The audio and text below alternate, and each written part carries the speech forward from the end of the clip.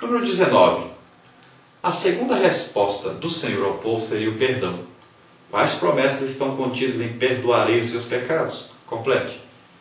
Davi reconhecia a longanimidade, a misericórdia divinas, porquanto havia experimentado a graça do perdão divino.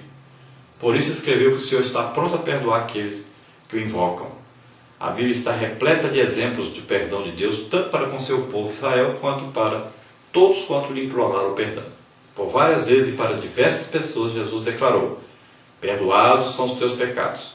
Por exemplo, Mateus 9:2, Lucas 7:48.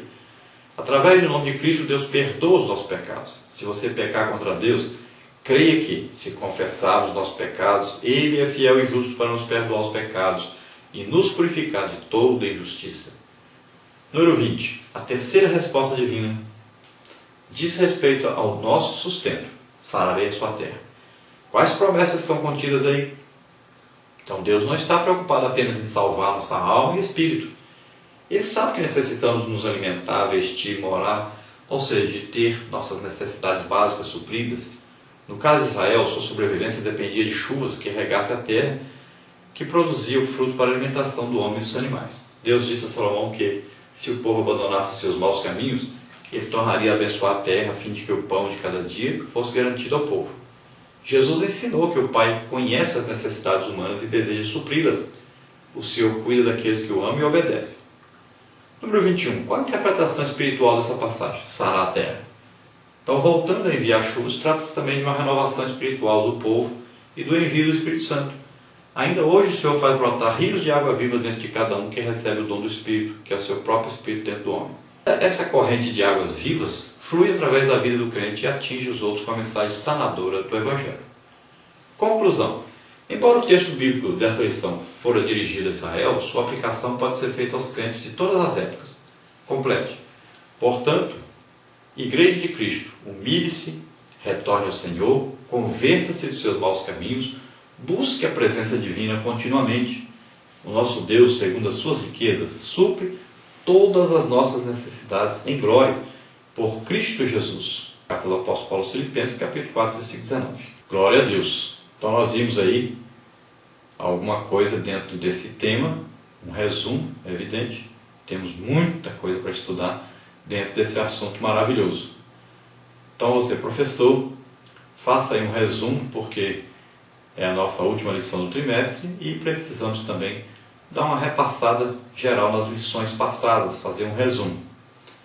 Nós vamos orar agora e depois nós traremos então um resumo do trimestre.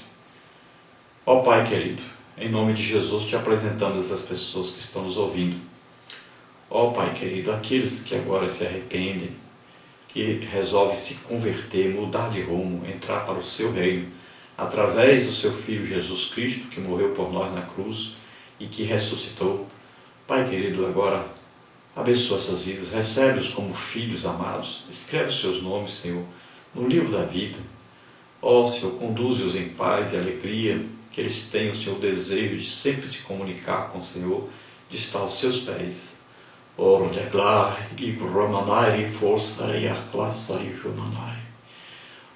Senhor, esforça essas vidas, ajuda-os, orienta-os, Pai. Ó Senhor, aqueles que estão caídos, aqueles que estão afastados, cabisbaixos. Ó Senhor, levanta-os agora, estende a sua mão saradora. Ó Pai querido, em nome de Jesus, retira-os da sarjeta, retira-os, Pai, do mundanismo, retira-os do pecado agora, traz-os para Ti de volta como Pai amado, como Pai que ama, Pai cheio de amor e misericórdia. Perdoa, Senhor, os seus pecados e ajuda-os nesse caminho que é Jesus Cristo. Ajuda-os a ter alegria, Senhor, que está na Tua presença e te servir. Senhor, aqueles que estão enfermos, doentes, em nome de Jesus, eu ministro, Senhor, cura a eles. Eu ministro, Senhor, libertação a eles, em nome de Jesus. Amém. Glória a Deus. Vamos então ao nosso resumo do trimestre. Nossa primeira lição do trimestre aí foi o que é oração. E nós vimos aí a quem orar e quando orar. Devemos orar a Deus quando tudo está bem, no dia da angústia, da adversidade. Depois nós vimos como orar, com reverência, com fé e humildade, priorizando o reino de Deus e seus valores eternos. Depois vimos onde orar e por quem orar. O lugar da oração. Então, orar por si próprio, pelos amigos, orar pelos inimigos também. Depois vimos orar pela Igreja de Deus, orar por todos os homens e pelas autoridades constituídas. Na lição número 2, nós vimos aí a oração no Antigo Testamento. E nós estudamos a oração do Pentateuco, a oração durante o êxodo de Israel, a gratidão de Israel a Deus, o esquecimento e a ingratidão de Israel. Depois vimos a oração e os profetas, a oração como fator decisivo do ministério profético, o profeta Elias, o profeta Eliseu. Depois nós vimos os livros poéticos e a oração. Vimos aí Jó, os Salmos e a experiência de Asaf. Na lição de número 3, nós vimos aí a oração sábia e tivemos aí o estudo Vivendo a Diferença, o lar de Salomão, Salomão é o altar de Deus, a oração de Salomão na inauguração do templo. Depois nós vimos as características da oração de Salomão. Salomão confessou que Deus é único, Salomão proclama a fidelidade de Deus. Vimos também que Salomão era sensível ao bem-estar de seu povo. Depois vimos a oração intercessória no Antigo Testamento, no período interbíblico e em um Novo Testamento. Depois nós tivemos aí a lição de número 4, que falou para nós a oração em um Novo Testamento. E nós passamos aí estudando a oração no início da igreja, Jesus volta ao céu, a primeira reunião de oração, a oração ante a perseguição. Depois vimos os princípios da oração congregacional, o crescimento da obra de Deus, outras necessidades, a oração dos líderes. Vimos também ao apóstolo Paulo e a oração, as revelações do Senhor, o zelo de Paulo pela ordem na igreja. Depois vimos Paulo e a oração. Na lição de número 5, nós vimos aí orando como Jesus ensinou. E nós passamos estudando a oração deve ser inerente ao crente, aprendendo a orar com o mestre. Os discípulos já conheciam a respeito da oração. A oração era algo habitual para Jesus e seus discípulos. Depois vimos a oração modelo, Pai Nosso que estás no céu. Vimos aí Deus nos amou primeiro, Deus nos adotou como filhos pelo Espírito de adoção, Deus nos fez herdeiros seus. Depois vimos santificado seja o teu nome, seja feita a tua vontade. Depois passamos para decorrências práticas da oração modelo, pão nosso de cada dia, a luta diária contra a autossuficiência. Vimos aí também perdão das nossas dívidas e vimos o livramento do mal. Na lição número 6, nós vimos a importância da oração na vida do crente. E nós estudamos aí, reconhecendo o valor da oração. A oração estreita comunhão com Deus, a oração com ação de graças. Jesus destaca o valor da oração. Depois vimos a ação do Espírito Santo na oração do crente. O Espírito Santo é intercessor, o Espírito Santo socorre na oração, o Espírito Santo habita no crente. Depois passamos para como deve o crente chegar-se a Deus em oração, reverentemente, honestamente e confiantemente. Na lição de número 7, nós vimos aí a oração da igreja e o trabalho do Espírito Santo. E nós estudamos o início da igreja cristã, o derramamento do Espírito, preparação para o serviço do reino, evidências da ação do Espírito Santo. Parte 2, aí nós vimos a disseminação da palavra. O Espírito Santo prepara pregadores, o Espírito concede intrepidez e escolhendo e enviando homens para a obra missionária. Na parte 3 aí nós vimos o Espírito e o crescimento da igreja. A igreja cresce, crescimento versus perseguição, a integridade da igreja. Depois passamos aí para a lição de número 8, a oração sacerdotal de Jesus Cristo. Então nós vimos aí a oração por uma vida de comunhão com o Pai, relacionamento com Deus, meditação e prática da palavra de Deus, uma vida que glorifique a Deus. Depois, na parte 2, a oração por perseverança, alegria e livramento. Então nós vimos perseverança, nós vimos alegria e vimos livramento. Parte 3 aí foi a oração por santidade, unidade e frutos espirituais. Então, santidade, unidade, frutificação espiritual. Já na lição 9, nós vimos aí a oração e a vontade de Deus. Vimos aí a oração e a vontade de Deus, o caráter de Deus, a vontade de Deus e as Sagradas Escrituras, a vontade de Deus para cada indivíduo. Na parte 2, nós vimos orações não respondidas por Deus, orações egoístas, orações por posição social, orações hipócritas. Na parte 3 nós vimos orações atendidas por Deus. A oração do rei Salomão, a oração do profeta Elias, a oração de Davi. Depois nós vimos aí na lição 10 o ministério da intercessão.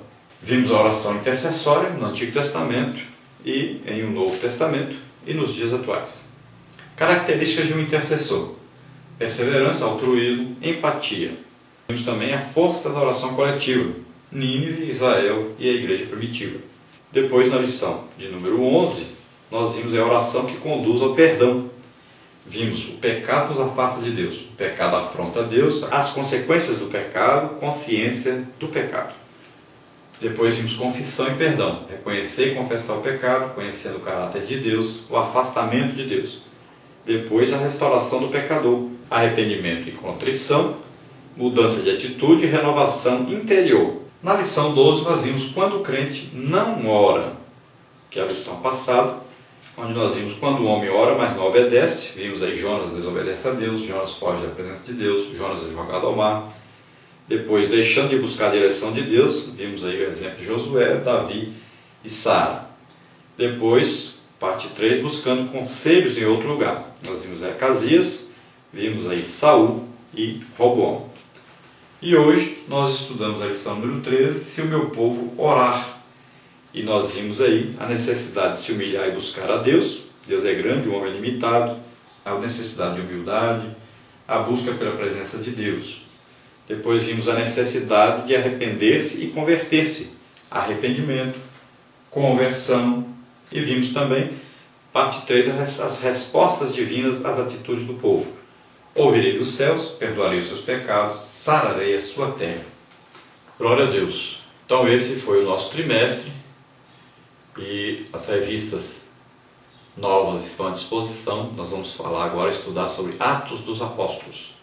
Então a prática da igreja, nós vamos estudar aí como a igreja iniciou e vamos comparar o que nós estamos fazendo hoje com o que os discípulos fizeram, como a igreja esteve no seu início. E vamos ver aí o que está faltando para nós, para que nós possamos obter o êxito que eles obtiveram no início da igreja. Vamos aprender então com a palavra de Deus. Então medite aí nas lições passadas sobre oração, para que nós possamos alcançar maior intimidade com Deus. E agora, estudando Atos, você vai praticar o que aprendeu e vai receber poder, força, orientação, orando. E lendo agora, estudando Atos dos Apóstolos, vai falar sobre a prática do crente, quando ele então ora, jejua, estuda a palavra de Deus. Então você vai ver aí o que você deve praticar. E nesse então trimestre nós vamos estudar sobre isso, esse próximo trimestre.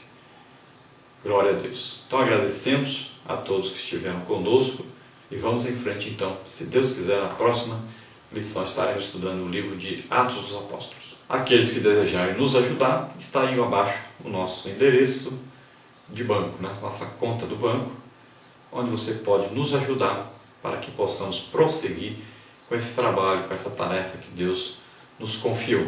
Não por merecimento, nem porque somos sábios ou entendidos ou muito estudados, diplomados. Não.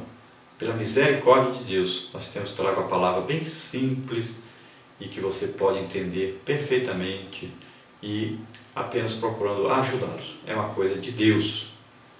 Se dependesse só de mim, não haveria mais nada. Mas é Deus que nos capacita, é Deus que nos orienta, nos sustenta, tem nos ajudado, tem nos confortado. Então, prossigamos, cresçamos na graça e no conhecimento de Deus e juntos vamos estudando a palavra de Deus.